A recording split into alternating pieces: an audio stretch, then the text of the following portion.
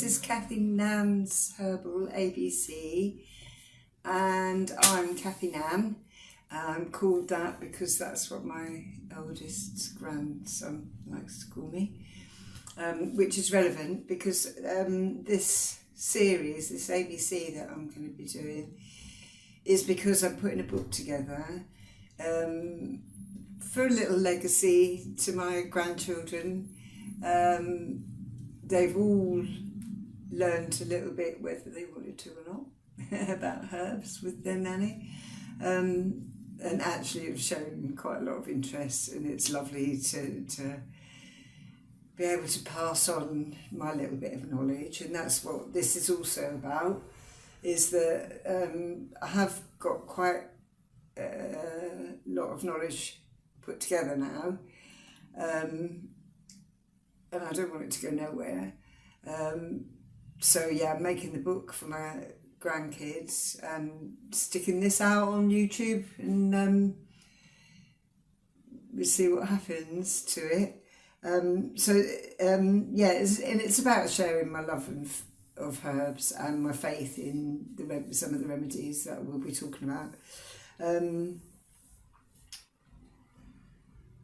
it's a two-way thing. So please feel free to comment constructive criticism where you think that maybe I've got something wrong, want to talk about it, it's fine. And also any ideas extending our communal knowledge about each herb. And I've chosen this format, quite a simple format, so that I stay on track, because I will veer off all over the place. Quite passionate about my subject, and I can always think of something to say. So what I'm going to do is, it's going to not be, if anything, fast-paced about this whatsoever. The technology, although I'm getting some excellent help elsewhere, my knowledge, I hope, will improve during the series. Yeah, so please don't expect anything too flashy. It's not going to happen. Okay, so the format that I've taken is this. So first, every time I will tell you the herb and its name, and also any Latin names or traditional folk names, whatever that I know of. Especially as some of the folk names tell us 10 times more than the Latin names do. Well, that's not true. I mean, if your knowledge of Latin is there, of course Latin names tell you something, but the folk names tell you something that's really inherent in our history, and it's a lovely way to learn about the herbs, is to learn why they're called what they're called. Then the first thing I'll go into every time after the name is the cautions. So I will say, to start with, if you have anything serious wrong with you, of course consult a professional practitioner.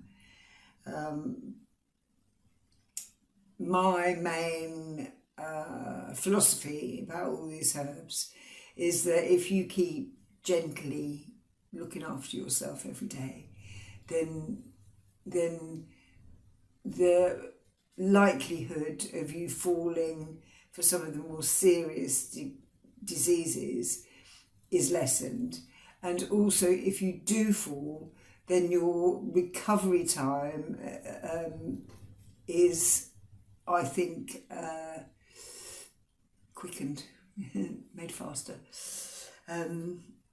And the whole process becomes a little bit easier. I've seen my friends drop, and my system is such that I can kind of get anything and it doesn't hit me too hard.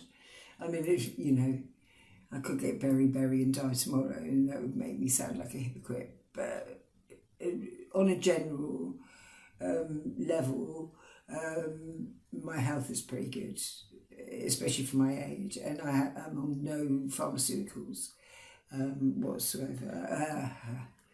Okay, I will own up to the odd ibuprofen, and I've had a very rough winter, which I'll tell you more about because it is again relevant because of the herbs that I use to look after myself.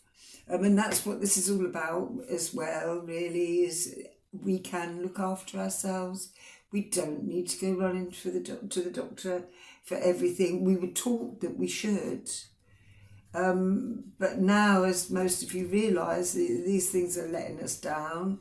And also the pharmaceuticals that are used, quite often the side effects are far worse than the original problem. So I've got a million reasons why I respect herbs so much. I'm going to stop now because if I do it too long, the technology doesn't like it. So I'm going to come back in a second. So this is the second part of my general introduction to Cathynan's Herbal ABC. After the cautions, we'll go through the cautions quickly first. So I will go through these cautions at the beginning of every herb that I talk about, primarily just to get it over with, so that we can get on to all the good stuff. And also, if you are in the category of people that this herb wouldn't be particularly good for, you can switch off if you want to. So I'll tell you straight up. I mean, the most sensitive people usually with the herbs are pregnant women, and I will always tell you if it's slightly dangerous for a pregnant women to be using each herb. And apart from that, most of the herbs I use are not dangerous. They will be dangerous to some people just about the same way as almost anything else is. If that's the case, I will tell you. Okay, so then I'll go on to the actions of each herb and their medicinal uses and what they can help prevent and sometimes cure.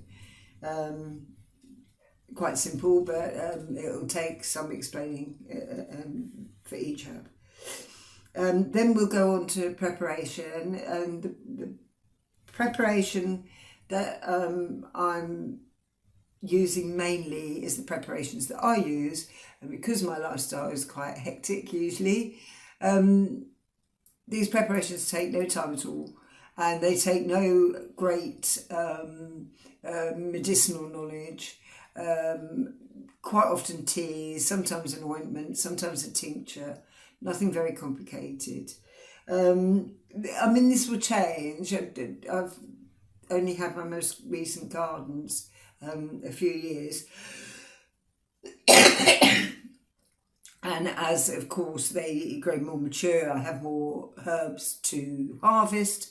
And so my ambitions on how to use those herbs are going to change. Basically pretty basic preparation. And now the recognition of each herb. So the herbs I'm using are all either easy to grow, easy to find, or very cheap to buy in this country. This was my premise when I first started collating 5 years ago. Started to collate the knowledge I got from the course that I did, which covered everything, Ayurvedic and Chinese, which is all wonderful. And I can certainly chat about that sort of thing. But I wanted this first alphabet anyway to be totally about stuff that you can do yourself and that involve very little money. Mainly because I learned about herbs because I was a single mum of 3 kids, because the doctors was a long way away, because I had become disillusioned completely with the pharmaceutical industry, especially in the face of what the treatments they were trying to give me for my children. And that was when I genned up and started looking at alternatives, as did many, many, many, many of us. I certainly wasn't alone. But I've kept at it. And being quite extreme in nature, I wanted to delve into exactly how we could look after ourselves. And I'm kind of spent the rest of my life doing that, really, more or less. So after recognition, which will help you with planting, but also, of course, foraging, we'll go on to how to grow these herbs, most of which I will have some experience of. I've been a gardener quite a lot in my life. And again, most of them are going to be pretty easy to grow because they're largely native plants, because that's my premise in doing this. After that, I go to permaculture. This is a subject that's very dear to my heart, and we will be going into why every plant that we look at is not only good for us, but it's also good for the soil and the environment in general, and the wildlife and the bees and everything. Permaculture is very important to me, and it's going to be an interesting little section of this series, I think. Then I'm going to go into the phytochemicals, and I will stutter and stammer because it's all the science, and I do know this stuff, but it nevertheless trips me up quite a lot. Just so that you know which constituents of each herb is the active constituents that are going to cause an effect.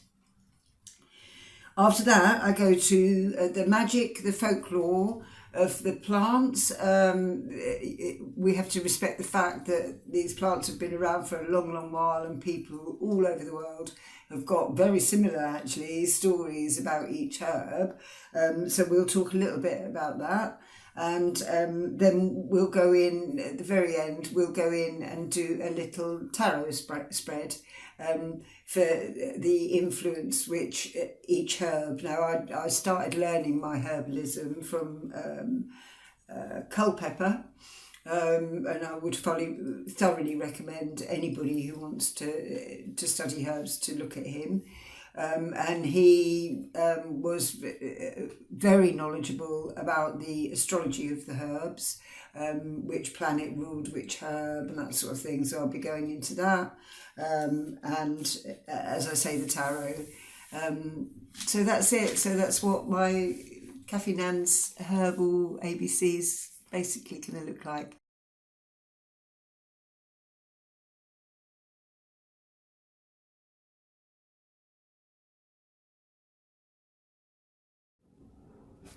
Hi everyone, today's M is for Mullein on Cathynan's Herbal ABC, and as usual we're going to start with the names, and there's over 30 what you'd call folk or local names, well over 30 probably, but at least 30 that that I've read. And I've just picked a few of them just to show you. So Aaron's Rod, Hag's Taper, Beggar's Blanket, Cowboy Toilet Paper, Witch's Candle, Common Mullein, Candlewick Plant, Jacob's Staff, Old Man's Flannel, Orange Mullein, Hig Taper, Velvet Blanket. So some of these are, Hag's Taper and Witch's Candle, and the Hig Taper are all about, you can dip them in tallow, I think they used to, and you could do it with oil, and burn them, use them like a torch. Velvet Blanket and Beggar's Blanket are both testament to how soft the leaves are, as is and Candlewick Plant, like a quilt. And Cowboy toilet paper, again, testament to how soft the leaves are. And old man's flannel, the same. So several uses, you know, if you're out camping and haven't got all the mod cons, a nice thing to remember. So to be aware of, the bit I like best is that the mullein seeds are slightly narcotic. Who knew? It might be a good idea to strain mullein tea carefully, as the hair on the leaves may irritate your throat or your mouth. Preparation. So poachers used to use the seeds to stun the fish, so that they just float around and be easily scooped up, so the poachers could then run away with them. The leaves are used as tobacco, which is what I'm intent on doing. Now you'll see in amongst all the text and photos and paintings, I've put this week some of my mullein that's drying, and when it's really dried out, I'll grind it up, and it makes a really fluffy kind of tobacco. And I've weaned myself completely after 47 years of smoking. From the age of 12, I started smoking. I was the daughter of a tobacconist, so, you know, forgive me. But I've weaned myself off tobacco with marshmallow, which is also very good, because these things are actually good for your lungs. And I'm going to wean myself off the marshmallow, which I still had to pay for, onto mullein, which by and large I can probably forage pretty much for myself around here. So we'll see. So wish me luck with that. I hope you appreciate that I'm using you. I'm your guinea pig for all these sort of things, because I really like giving them a proper go. You know, like I won't give up on it for about a year. I mean, I suppose I've been smoking marshmallow now for a good 6 months. I'm really impressed how it got me. I mean, I was, you know, it's a long while to be smoking, so I was a little bit weepy on occasion and a little bit stressed out on other occasions, but by and large I've got off the tobacco and haven't replaced it with awful vapes or things that are putting more nicotine into you than the roll up ever would. I mean, the tobacco I was smoking was organic anyway, so I do think that's a large part of, you know, you have to, if you're smoking ordinary tobacco, you have to also detox from all the terrible chemicals that they put into that stuff. So yeah, so that's the plan. So yeah, the plant can be harvested whole and in full bloom, or of course just the leaves. I'll say more about that later when I'm talking about foraging. But the whole plant can be made into a tea by infusion. Very simple. Mullein is completely safe, so you can be quite cavalier about your measurements. Do it to taste, you know, or do according to how ill you feel. You know, if it's just going into a general tonic, it's different to if you want to actually get rid of ear problems or throat problems. Make the tea by adding 1 to 4 teaspoons of the herb, fresh or dry, to boiling water and infusing for 15 minutes. You can make a tincture by filling a large jar, half with the herb, and then fill it up to the top with vodka. Macerate it, which just means stick it in the dark for 8 weeks and give it a good shake every day or every other day. And that's it. That's pretty much the preparation. I mean, yeah, pretty much the preparation of mullein. You can also make syrups, the same as you can make syrups of most herbs. Okay, I'm going to go on to the action.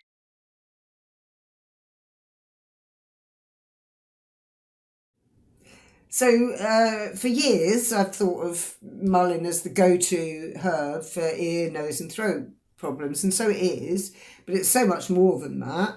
It's antibacterial, it's expectorant, so it expels mucus. Another good reason why to use it to get off tobacco, because it's getting all this rubbish out of your lungs.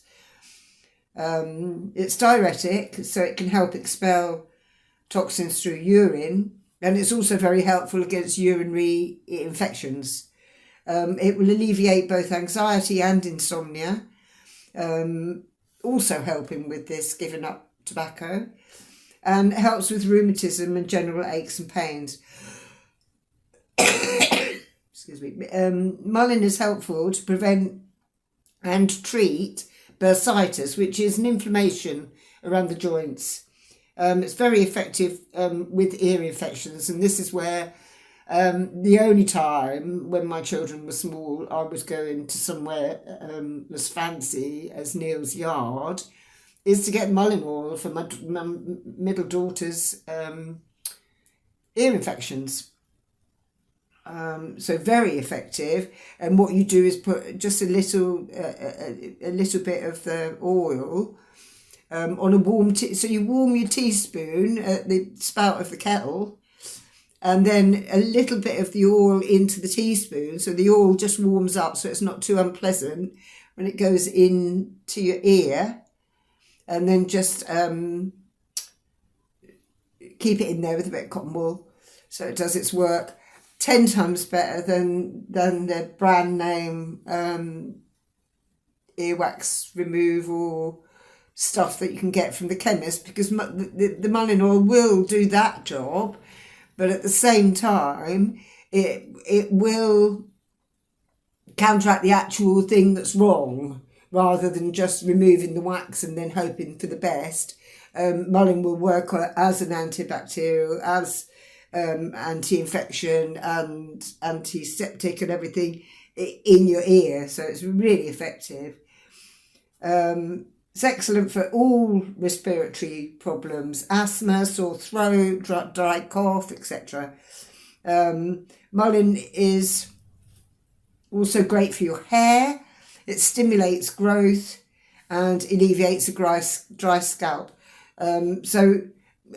I mean, when I get this mullein, I'm going to give it a go, because I've got really thin hair. I've been working on it recently. It's probably the best it's looked for about 20-30 years. Believe it or not, my hair isn't amazing. It's so thin. But I love to have a little go and see if the mullein suddenly gives me a head full of luscious locks. So it stimulates growth and alleviates dry scalp. Mullein also regulates constipation, diarrhea, so it works the same as apples, really, that where it keeps this balance between the two, so you're nice and regular, but not too much. It's anti-inflammatory for gout and for migraines, and it will help maintain a healthy heart. And it's also good topically, which just means, you know, on an actual wound for healing, as it's antiseptic. So yeah, I'll come back with the recognition, grow and foraging of mullein.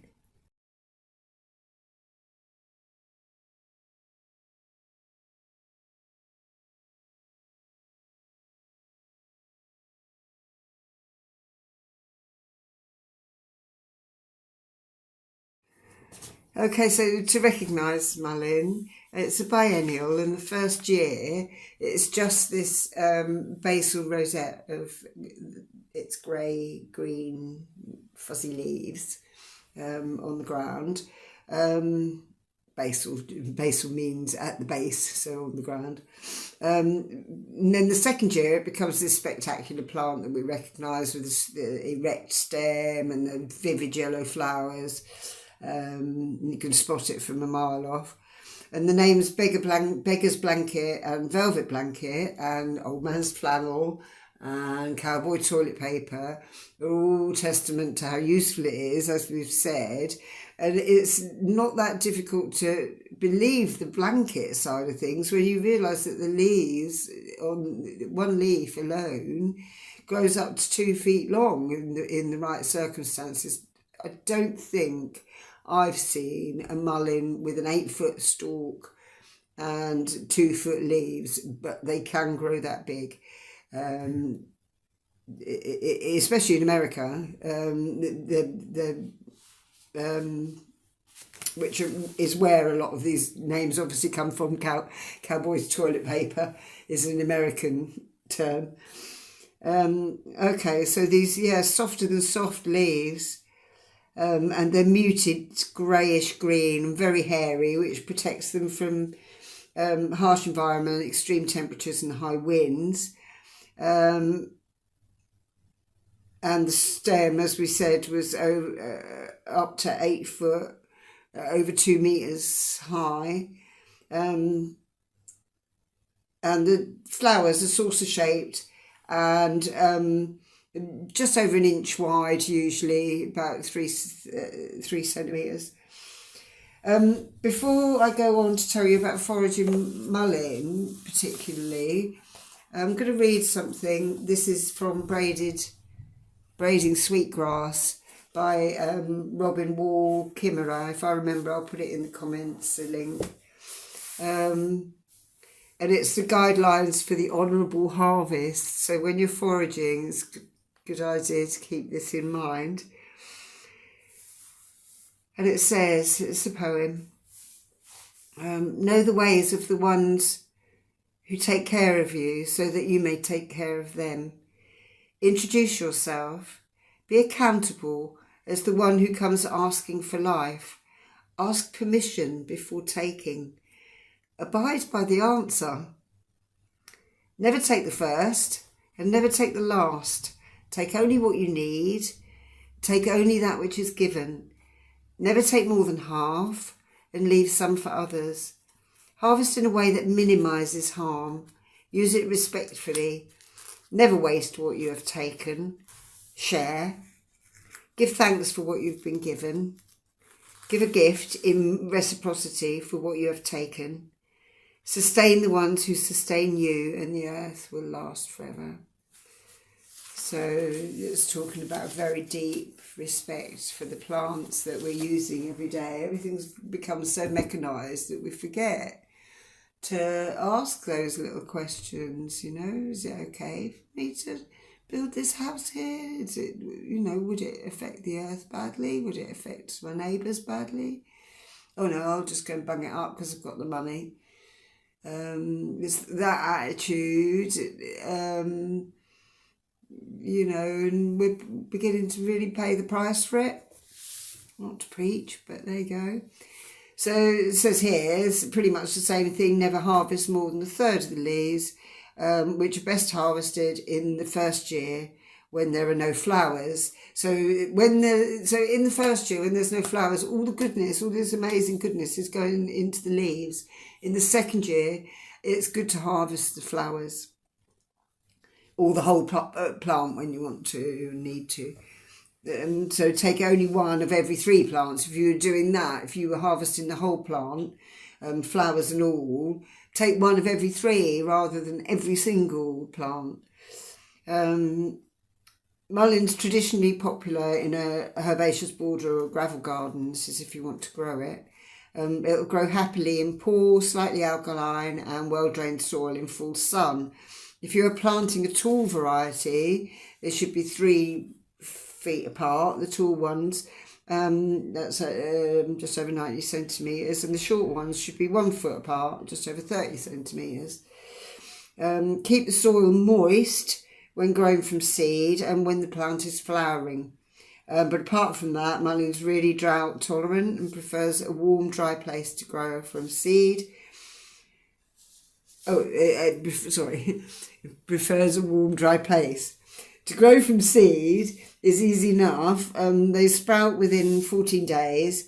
If you cover them lightly with, nice fluffy soil, So they don't need too much on top of them, don't squash them. Keep the soil moist but not wet. Put them on a windowsill in early spring.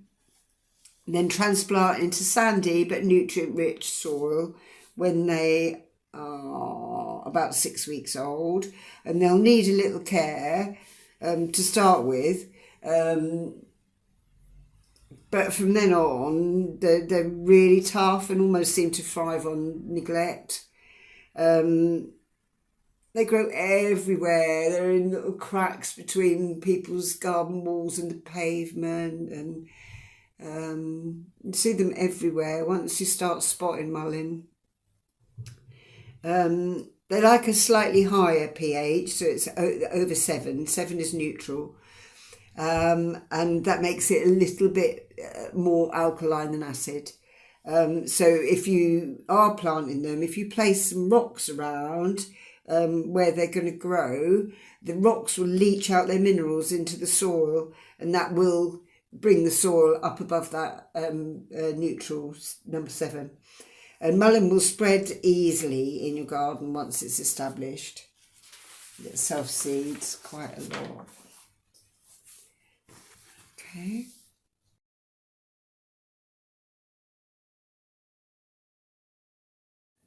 So now we're looking at the permaculture of mullein. Like the dandelion, mullein is pretty similar to dandelion in lots of ways. Mullein a pioneer plant like the dandelion, which, and amongst many others, of course, as well, will colonise any bare soil. So it's a great one for seeding in your garden. Also, like the dandelion, the mighty mullein enhances the soil, and this is also why dandelion and mullein are so good for your soil. So mullein is a nitrogen fixer and will add nitrogen back to the soil by partnering up with certain kinds of bacteria in the soil. It has low water needs and makes good compost material, or can be chopped and dropped after harvesting so that the leaves can add a nutritious mulch to the soil. Mullein feeds bees and other pollinators, and its deep taproot looses compacted soil, again like the dandelion. Mullein's taproot pulls minerals such as calcium, magnesium and potassium, and when you chop and drop, these will go into the soil as well. And it's an early succession plant, what we call a succession plant. So again, like the dandelion, it will come to a barren space and colonise it, and then it will give that space all these minerals that has been stored. So it enriches the soil, like amazingly. Never pull a mullein out of your soil and regard it as a weed. So it's a bit like, and that's the thing. So these succession plants, and dandelions as well, you don't need to get rid of dandelions. Dandelions and mullein will get rid of themselves. They won't come when your soil is nutrient and mineral rich. You won't get dandelions and mullein anymore. They come. This is why you see them so often on people's lawns, because people don't look after their lawns. They look after them as they look after lawns, but then it's not a veg patch, and it's getting no nutrients, and so this is why these plants come and colonise, because because there's a recognised need for the plant. So they're a bit like, so once they've done their job, they'll clear off, a bit like Nanny McPhee. So goats won't eat it, so it's a really good idea. A lot of farmers are using it to green up pasture land that otherwise has been ravaged and it's all just brown, where the goats have eaten anything. They won't touch the mullein, so you can put mullein in there and it'll give it a bit of green again. And again, re-nourish the soil. If you're going to experiment with mullein as toilet paper, please make sure you wipe in the right direction. So wipe in the direction of the hairs, otherwise it might be a bit uncomfortable. In the past, ladies would use the leaves to get a blush effect on their cheeks. So they are slightly irritant. This same thing that gets a blush on a lady's cheek will get that same blush on your bum if you wipe the wrong way with the mullein. And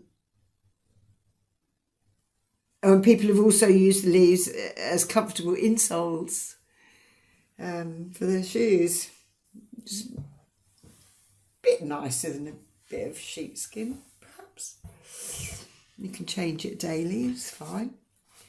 Okay, so the permaculture perspective, chop and drop, aka sheet composting. I talk about it all the time. An important concept, and it's popular in permaculture, is that we can learn from and emulate nature.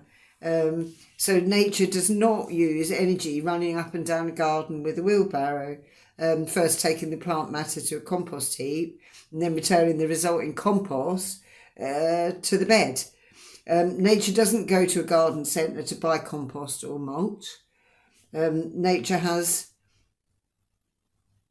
460 million years of plant growth experience. In nature, seeds land in the soil and plants grow and are eaten, or they flower and fruit. They produce seed and then they die down and decompose and release all their nutrients and organic matter into the soil. The roots decompose underground, which opens air channels and of course adds more nutrients. So the air channels loosen the soil so that water can penetrate deeper down. Leaves and other organic matter decompose into a mulch which breaks down. Worms eat the rotting plants and dig it deeper into the soil, or digest it to produce more fertile worm casts, which is the best fertiliser ever. Chop and drop does its best to emulate this natural process. So this is one way to do it. One, at the end of the season, leave your veg that are finished in the ground. Oh, I think I put 1 and never went to a 2, so ignore the 1. At the end of the season, leave the veg that are finished in the ground, but chop them off at soil level and leave the roots in the ground. Drop the plant tops on the surface of the soil, lay them down whole or cut them into smaller pieces first. Maybe tuck them under the soil or add a layer of manure if you can, or cover with further mulch from alfalfa, for example, or any of your other cover crops.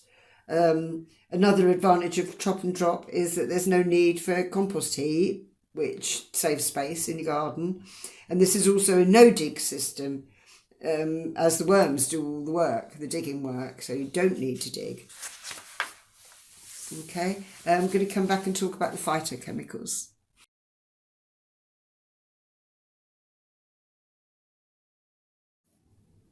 So the phytochemicals, mullein contains saponins, flavonoids, phenylethanoid, glycosides and iridoids. So saponins are found in soybeans, chickpeas, kidney beans, navy beans, haricot beans, garlic, asparagus, alfalfa, peas, yucca, grains and pseudo grains, especially oats, but also quinoa and amaranth. Quinoa is often not so rich in saponins because a lot of them get washed or processed out, so bear that in mind. Also, although soybeans are rich in saponins, fermenting can destroy them. So, for instance, tempeh will not have as many saponins as the original soybean. Saponins are also plentiful in grape skins and red wine, and they are anti-inflammatory, anti-tumour and help relieve pain. Flavonoids are found in plums, red wine, black tea, grapefruit, cinnamon, parsley, celery, oregano, peppermint, chamomile and thyme. Flavonoids are anti-inflammatory and antioxidant. which means that they destroy the free radicals, which the free radicals in turn will destroy your cells. So yeah, all good, and stops you getting cancer and all sorts of other diseases. Okay, so then we've got our phenylethanoid glycosides. These are found in cloves, in a combination of turmeric and black pepper, in ginger, thyme, peppermint, coriander, sage, rosemary, cocoa or cacao, berries, flax seeds, olives and olive oil, whole grains, coffee, tea, nuts, red onions, tempeh and apples. They are antivirus, anti-inflammatory and antioxidant. And then iridoids are also glycosides, and glycosides in general protect plants against viruses and microorganisms. They're found in olives, blueberries, bilberries, cranberries, honeysuckle berries, and Guelder rose berries, and of course mullein, and they are anti-inflammatory. And that's your very short and sweet phytochemicals. Okay, we come back with the plant magic.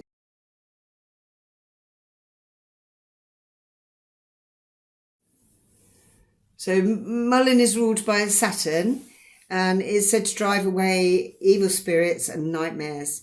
It can improve your courage and can be hung in a sick room for quicker healing. The dried stalks can be dipped in tallow or oil maybe to make candles, hence the name hag taper and candlewick plant, things like that. It's been used in love spells. A stalk of mullein can be bent towards the house of a lover and left for a few days. If the stalk is back to upright, love is reciprocated, and if the plant is dead, there's no love.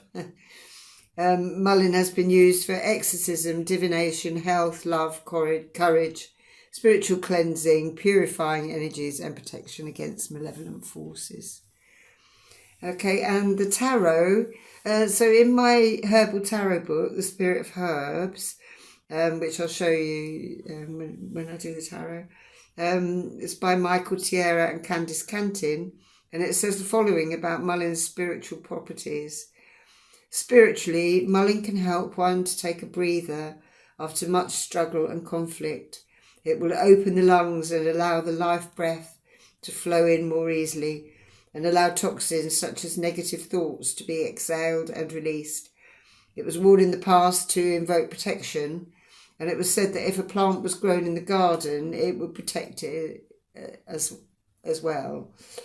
The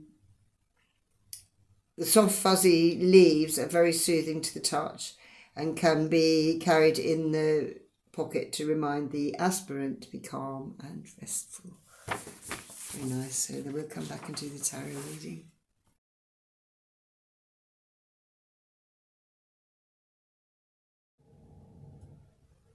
So we've got the Four of Swords here, and you can see that he's resting, healing from. He's got 3 swords hanging over his head, so the problems aren't over, and he's got 1 sword in his hand, ready to get up and fight again. But for the moment, he's resting. And healing from the wounds of battle. Well, we've seen with mullein is a great wound healer, and also the purifying and kind of spiritual cleansing that goes with mullein is relevant here. I'm going to read you now from, this is called The Spirit of Herbs. It's by the same people. The Spirit of Herbs, I'll put it in the comments, by Michael Tierra and Candice Cantin, and it's a more in-depth look at the connection that they've made between the mullein and the Four of Swords. So these 3 swords already tell us that there's been a lot of disharmony, excessive thinking, restlessness, and the man has set his sword down, taking a breather. It's time to be calm, to rest and recuperate in order to regain inner strength reorganize thoughts and make new plans. And this may be a good time to seek guidance spiritually, financially or otherwise. It's not a time to be scattered and disorganized, but instead one must strive to be grounded and to understand the boundaries and forms by which one must live. If there's a feeling of being repressed or restricted, it's best to look to the inner realities by which one lives, to see where the self is not allowed freedom of positive expression. Any unconsciousness may be due to the lack of ability to confront the current situation. Take the time out to regroup and rest, but do it in such a way that you will have greater strength and clarity to deal with the next step. So he's very aware that he's got to get up and do it all again and deal with the disharmony all again. It's not gone away. Mullein. Spiritually, Mullein can help one to take a breather after much struggle and conflict. It will open the lungs and allow the life breath to flow in more easily and allow toxins such as negative thoughts to be exhaled and released. It was worn in the past to invoke protection. And a minute, I can't turn the page. And it was said that if a plant was grown in the garden, it would protect it as well. The soft fuzzy leaves are very soothing to the touch and can be carried in the pocket to remind the aspirant to be calm and restful. So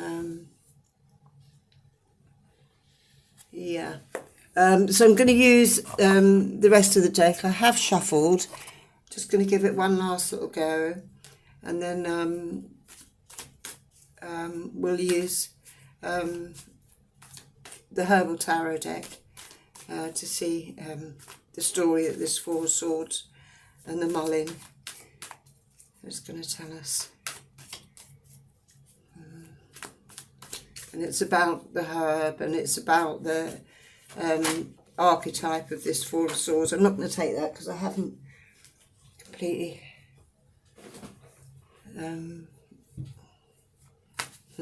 it was the moon though, so you know, maybe he's going forward into the unknown with this disharmony.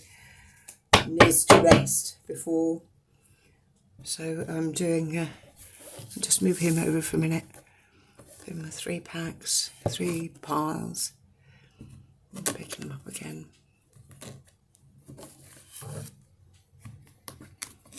Okay, so we're thinking about Mullein and the Four of Swords.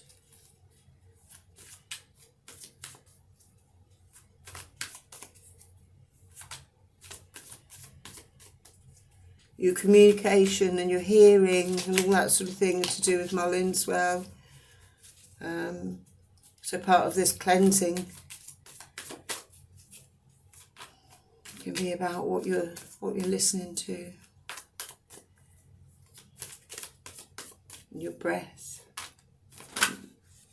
And that one wants to come out. So we've got the High Priest here, very nice, and Sage.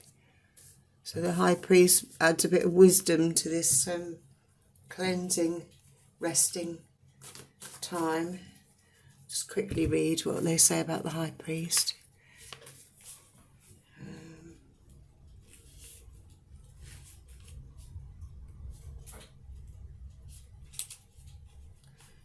The High Priest is about contacting the spiritual side of one's nature, exorcising demons, and it did say that Mullein was the herb for exorcism.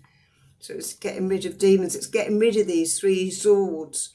You know, this doesn't have to be a battle in the flesh, it's about getting rid of the disharmony, exorcising demons, ghosts, and negative feelings.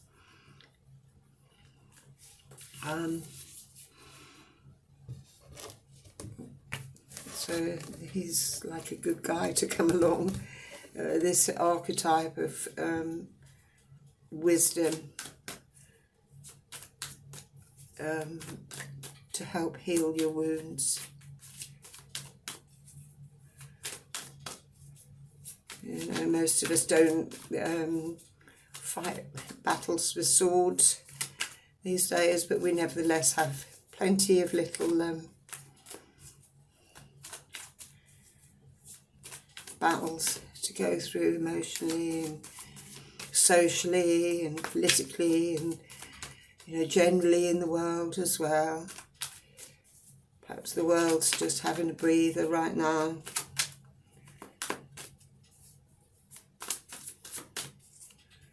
And this idea of mullein as a torch, oh, that's far too many. Idea of mullein as a torch to help you show your way through this time of recuperation. I'm going to do it 3 more times, and then I'm going to leave it if it's not going to give me just one, please, just one card for Mullein and the 4 of Swords. Mullein and the 4 of Swords. Oh, there's 2. Okay, I'll take them. Ace of Pentacles. So it's obviously like any ace is a new start. Definitely in a material way. And we've got the Page of Pentacles reversed. So I'll read the Ace of Pentacles first. So it's all about life and the material plane. I'll just move everything over so you can see these 2 new cards. And so we've got the Ace of Pentacles there, promising you know, new harvest, a little bit of material gain maybe. The Ace of Pentacles. So it's it's very nice in this deck. They talk about the Ace of Pentacles being the need for deep nourishment and satisfied desires, cravings and yearnings. So after this battle, he's going to have to get up again, I suppose, and go after his Ace of Pentacles. Start getting materially capable. And then the Page of Pentacles is a youthful, acquisitive person seeking wealth, material fortune. And when it's reversed, it can mean like a lack of true purpose and self-knowledge. So maybe that's what he's got to be battling, is it within himself. With the Age of Mullein and the Sage, this High Priest connected with the Sage in this deck. So maybe it's his own personal jihad, if you like. Okay, I'm going to pull Animal Spirit just to finish off this reading. Something that's... There's too many there. Too many. Just the one, Animal Spirit, to go with Mullein and the 4 of Swords.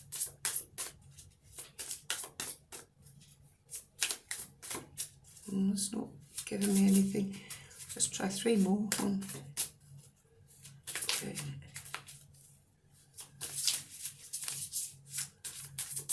No, I'm going to leave it at that for Mullein, and we'll be back next week with nasturtium.